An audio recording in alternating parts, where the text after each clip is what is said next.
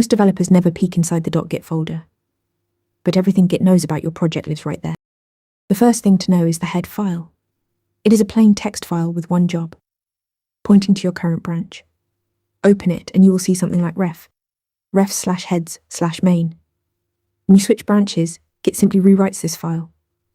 It is your exact location marker inside the repository. The real heart of Git is the objects directory. Every file you have ever committed lives here as one of three types. Blobs hold raw file content, trees represent directory structure, and commits capture full project snapshots. Each object is identified by a SHA-1 hash of its content, Git's way of guaranteeing data integrity. The refs directory maps human-readable names to commit hashes. Inside ref/heads, each file is named after a branch and contains that branch's latest commit hash. Tags work the same way inside ref/tags. When you run git commit, Git updates the matching file in ref/heads. That is literally all a branch pointer is.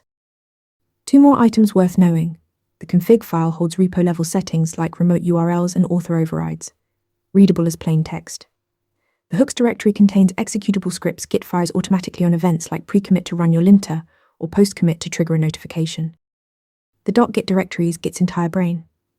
Head objects, refs, config, and hooks each serve a distinct role. Follow for more Git internals.